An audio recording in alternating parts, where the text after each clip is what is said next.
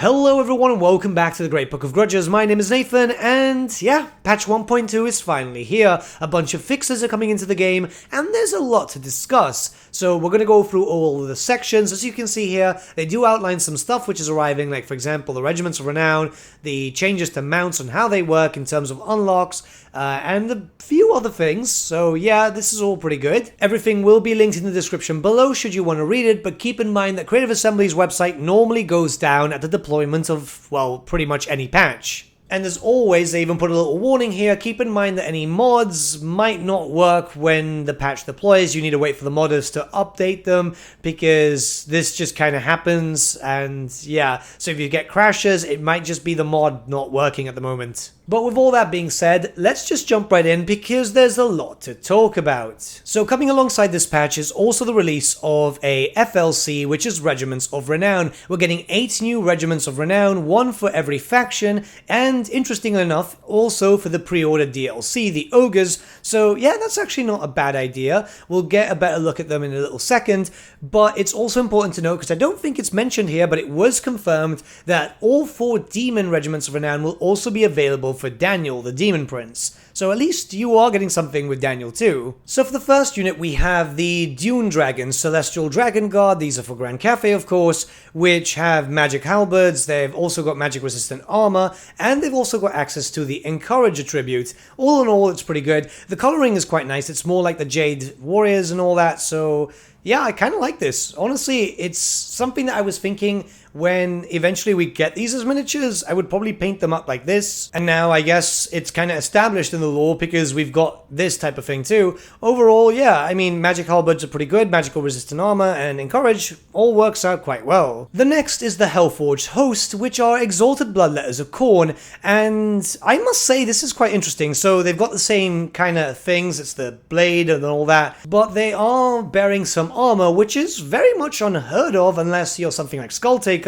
And in all honesty, it's how I kind of envisioned Exalted Bloodletters in the vanilla sense. So it's pretty interesting, and hopefully a modder could just add that in or maybe make a completely new unit, because I still think that Bloodletters could be used in multiple ways, eventually with newer forms of weaponry and content. The next is Draz's Hearthblades, Zargard with great weapons, but I'm assuming they mean Daz. I'll let someone at Creative Assembly know. So they're generic Zargard with great weapons that can do flaming attacks, which is pretty good because, well, you're going to be dealing against NURGLE a lot, and yeah. But I'll be honest with you, I think maybe adding a little bit more, maybe their stats are different. I mean, the problem with these things is that they never just show off stats, so they don't give proper screenshots. We just basically see a small clip of it, and that's pretty much it.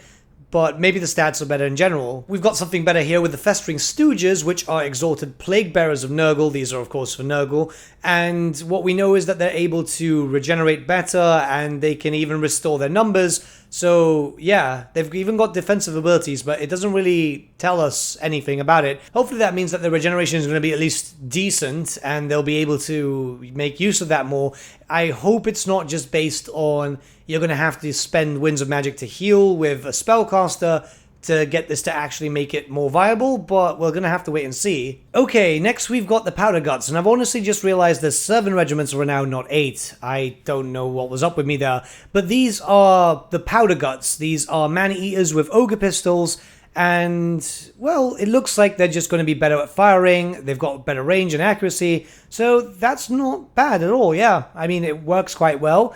Hopefully the range is noticeable, and that's pretty much it. Generally, I'm quite happy with the Ogres so far. You can tell that they were made by the DLC team. For Slaanesh, we have the Bringers of Beguilement, which are the Exalted Demonettes of Slaanesh. They've got Perfect Vigor, and they've got Rampage for a contact effect. Overall, pretty good. I mean, it's nothing too special, because at certain points you just don't use Exalted Demonettes, or just Demonettes in general. You prefer the cavalry focus. And lastly, we have for Tzeentch the Blazing Squealers, which are Exalted Pink Horrors of Tzeentch. These guys have Warp Flame, and they're also able to provide your friendly nearby units with more ammunition, which I think is quite good. I think out of all of them, and this is just going by the description because we didn't have this early access, maybe this one is probably the best, which, okay, fair enough. Tzeentch kinda can do with a little bit of replenishment, so I think this works out well overall. And lastly, for this first section, we have a leaderboard reset for the multiplayer setting, and yeah, I guess we can count this as a new season.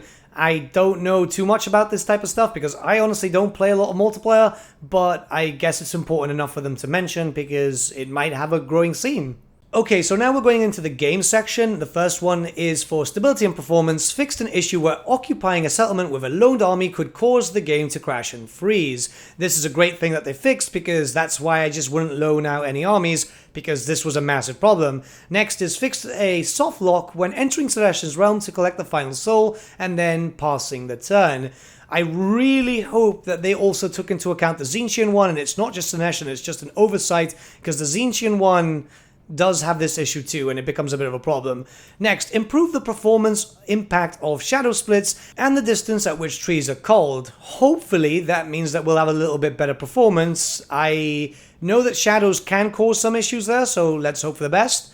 Again, not being able to test this. And for this section we have cinematics. Fixed an issue where Boris Ursus's intro movie would fail to unlock in the movie viewer. If you have already unlocked him, you can start a new campaign to unlock the movie.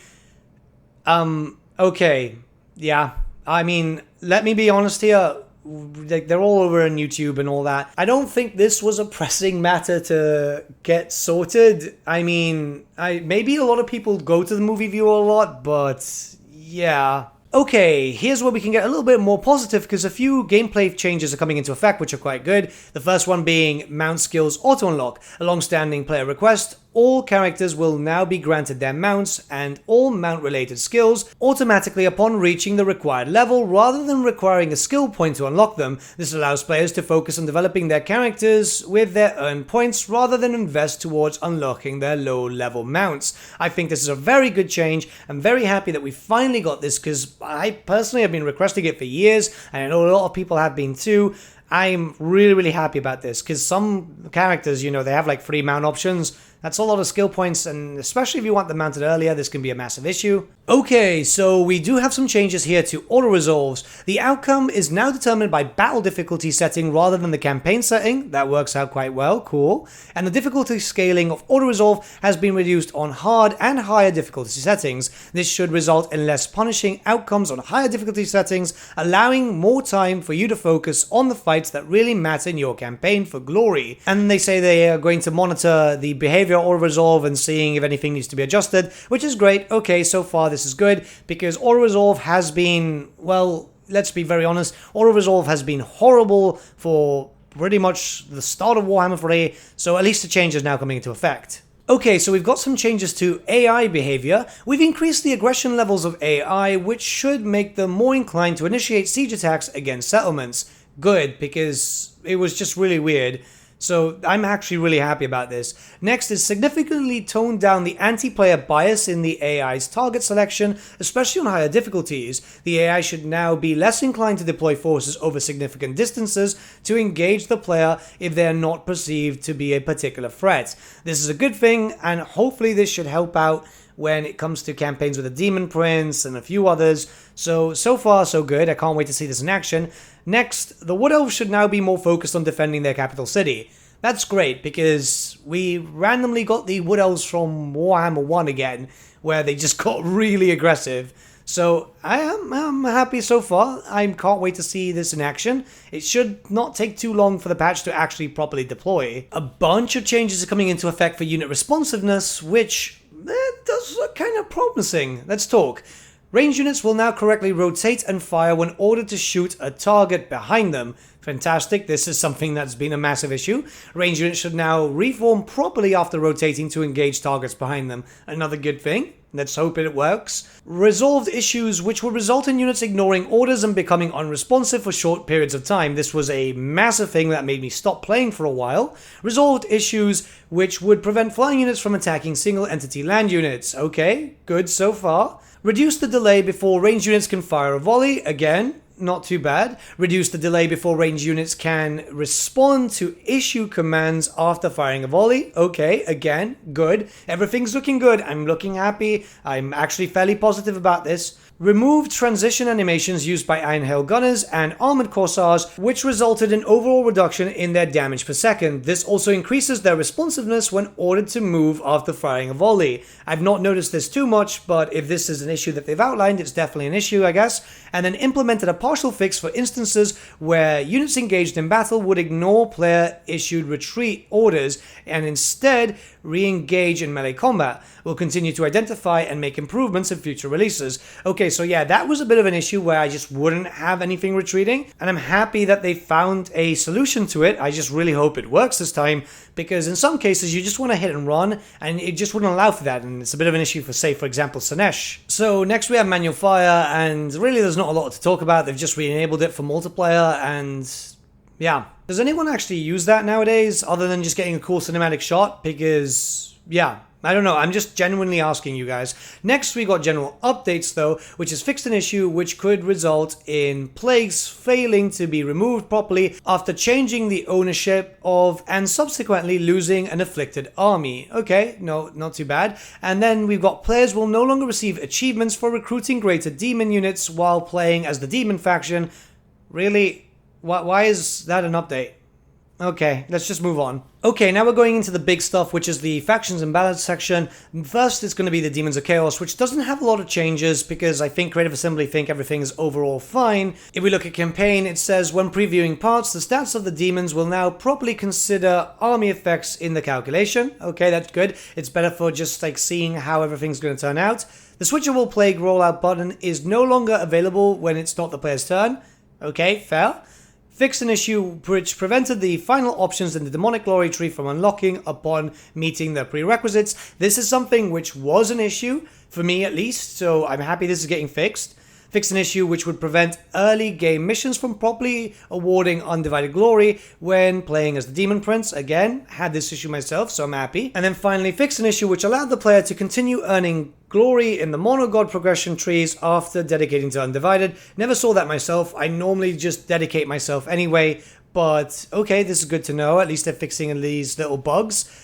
If we go to skills, not so much changes here, so there's not really much to talk about. And we've got a nice change here when it comes to items, which has moved the 10% physical resistance granted by the Demon Prince's default demon head and added it to his base stats, so now it's a bit stronger. Hopefully this still means that some heads do add for a bit of extra stuff, because I mean this is a Demon Prince, especially it's supposed to be a big character, so hopefully it's just not just moved, but also added to something else. So Cafe's getting a lot of sections, just like most of the other races, and there's a few things to talk about. First, we're going to talk about the dev note. Of special note are the Crane Gunners, which we are looking to push beyond the power level of Warp Lock Jezzails, a similar unit in Warhammer 2.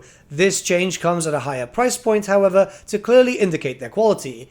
Okay, so they're trying to make them stronger from a lore perspective, and this is why I'm just jumping in right now. It kind of pisses me off because the fact of the matter is, they're not supposed to be better, they're supposed to be more stable, whereas the Warplock Jezzails, because of the Warpstone bullets, are supposed to be more powerful, because, you know, big boom, Warpstone.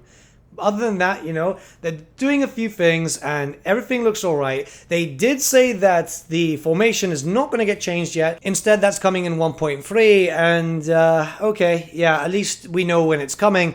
But it's still a bit of an issue. But next we can move on to campaign. Campaign, the dispatch and add caravan buttons are now grayed out when the player doesn't own any settlements. Okay, fair enough. But at that point, if you don't own any settlements, you've pretty much lost your campaign, I'm imagining. Battles. The Harmony icon will no longer block the cursor when the player is trying to target spells on an enemy force. Thank you so much. This is something which has been grating me all game since release.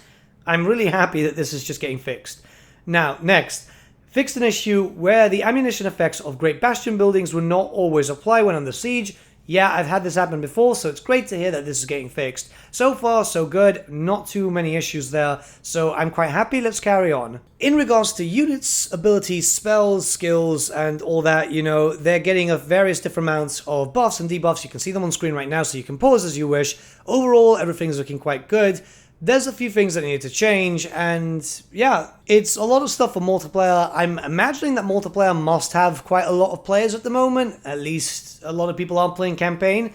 So yeah, I mean, you know, balancing for them works out quite well because it's more competitive, let's be honest.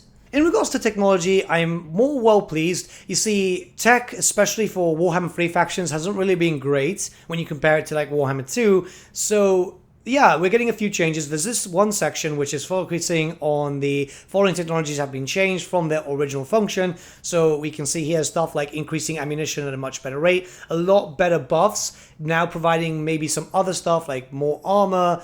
I'm quite content with this because Cafe, well, yeah, Cafe with tech, it needed a bit of a push. This next section is actually quite good too because it adds extra benefits. We can see extra Lord and recruitment rank, just general stuff, increasing income from ports, increasing trade. This is all really good. This is all really, really good. I'm actually really happy about this because, yeah, like I said, technology has been bad for Warhammer 3 races, but we're getting a lot more benefits now, and I'm imagining that they're doing this to be keeping them in line for the eventual release of Immortal Empires, where we're going to have a lot of factions which are just much better off in tech, and we're not going to see all the Warhammer 3 factions get stomped away very quickly. Khorne's not getting a lot of changes, but to be honest, Khorne's very fun to play, so it kind of makes sense. They're going to be focusing around just a few changes here and there, just a few buffs and debuffs, and they're going to make the Skull Crushers anti-large, just to set them apart from the Blood Crushers. So I think that's a good thing, to be honest, because, well, they do have some big weapons. Now, if we go into campaign, Khorne's Glare, Unholy Manifestation, fixed an issue which would result in the player's capital being raised if the targeted army was destroyed during the active period. Okay, good fix there. Fixed an issue which would prevent Exalted Bloodthirsters, which had previously recovered from being wounded from being recruited. This is something that's happened to me, so all good there. And finally, fixed a rare issue upon losing the Lord of a Khorne Bloodhost army during the battle to occupy a settlement. The settlement would not actually be occupied. I've not heard of this happening, but if it's here, it's likely because it's been happening. Other than that, just a few balance and stat changes, as you can see in units. But the biggest thing for Khorne is some technology changes, which is nice here. You can see there's a bunch of stuff just getting further buffed up, which I think is going to help a lot.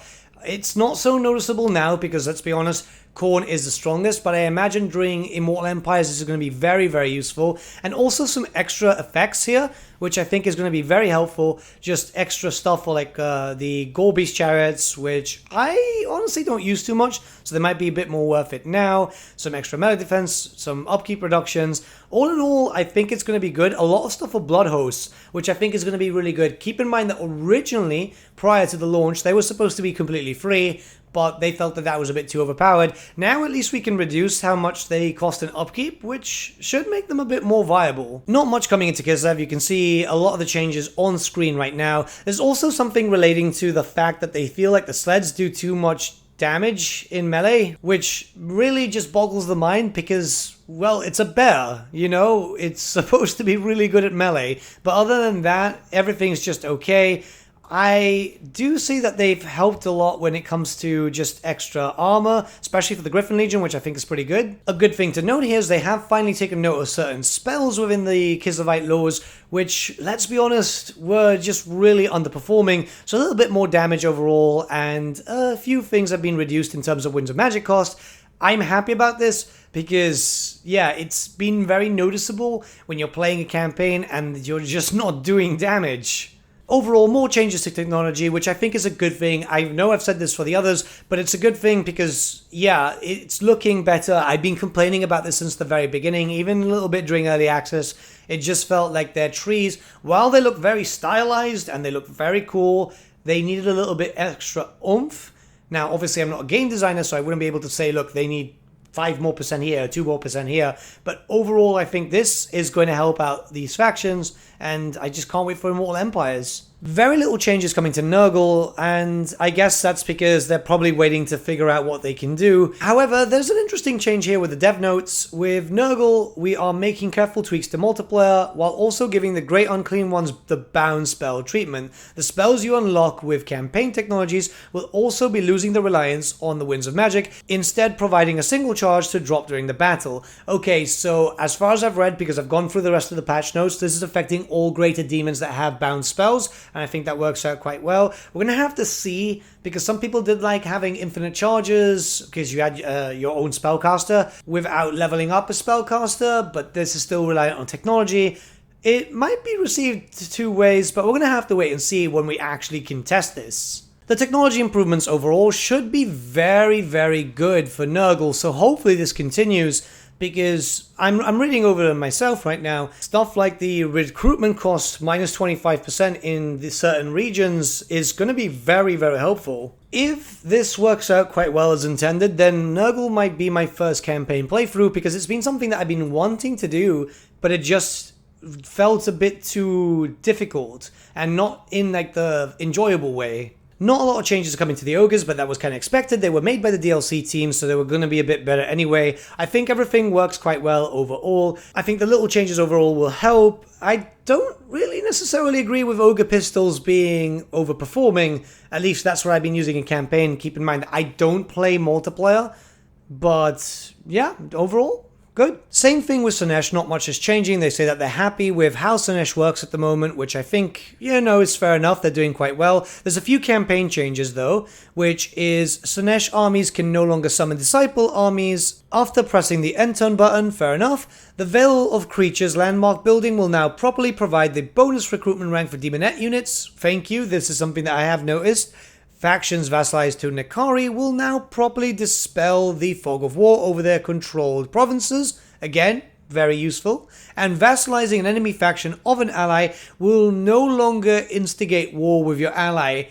Thank you. Thank you so much. This is something that has been desperately needed. Again, not much changes with technology, but that's perfectly fine. Slaanesh is doing okay. You can get Sulfurific Musk with the Marauders of Slaanesh units, which I think is actually going to be quite good. And if you have noticed, the Spawn of Slaanesh now enjoys them just generally. You don't need any attack or anything that is in the previous image. And I think we've had to wait a decent amount of time, but it's finally here, so that's the most important thing. Again, not much is changing with Tzeentch, but then again, he is the most powerful faction at the very moment. It is nice that they are boosting up the capabilities of the Screamers, though, because I really like them. I've always loved them from the tabletop, so it kind of feels like they were just too weak in Warhammer 3, but yeah, that's getting fixed. Overall, a few buffs, which is for technology. You can see that on screen right now. It's going to keep them as the strongest faction, I'd say, which necessarily isn't a bad thing. It would be nice and refreshing from a point of view if these devs do prefer Tzeentch, because, let's be honest, a lot of Warhammer devs prefer NURGLE, so yeah, we're going to have to wait and see. We have quite a lot of general updates when it comes to campaigns, so we're going to go over them one by one. When a faction that is in the Chaos Realms is confederated by another faction, they are now expelled from the realm, and they are no longer permitted to be in the realm of Chaos. Okay, fair enough. This is preparing for potentially some other lords which won't follow that mechanic, so I think that's pretty good. Fixed an issue where certain legendary lords would lose their mortality when confederated. Note this change will only take effect in new campaigns. I feel like they're testing for new demon legendary lords, because I haven't really noticed this. Maybe I'm wrong, but I really haven't noticed the minor faction confederate a larger one. I could be wrong though. Now, let's move on. Fix an issue where an early game mission asking the player to confederate would trigger at the wrong time and unintentionally trigger for the Demon Prince, okay? Fix an issue where players originally assigned to a team were unassigned if a multiplayer campaign was resumed at any point without them, okay, fair enough. Fixed an issue where skill previews would also include enemy effects. Remove the placeholder tooltip, which displayed at the bottom of the building browser in higher resolutions. I've noticed this because I use a 4K monitor. Heroes who repeatedly target settlements of their own race will no longer receive hate's race trait of their own race. Okay, that's pretty good. Fixed an issue where devotion would not always update after exiting the pre-battle screen. Fixed an issue where settlement banners would fail to display when loading a save game. Fixed an issue where settlements would lose their walls if occupied by the Ogre Kingdoms on Orska, resulting in minor settlement battles instead of wall siege battles. I've had this. It was really weird. But it's nice to see that's fixed. Fixed an issue where the Erengrad port settlement would not transfer ownership properly when occupied. The Skaven Ruins walls icon is no longer visible for Skaven control ruins in the settlement panel. Okay. Fixed an issue where the change view buttons were enabled for ruins in the settlement panel. Fixed an issue where character models would bounce between their current and previous positions if their movement was interrupted. I've had this, it's super weird. Adjusted the path of caravans to prevent issues which would prevent them from pathing along their route. Okay, not so bad. fixed an issue which would prevent the player from traversing towards the Forger's Soul's Rift if they'd already entered a realm during that phase of rifts. Okay, yeah, I've seen people complain about this, so it's nice that that's getting fixed. Fixed an issue where entering ambush stance below a portal would result in your army getting stuck beneath the teleporting army.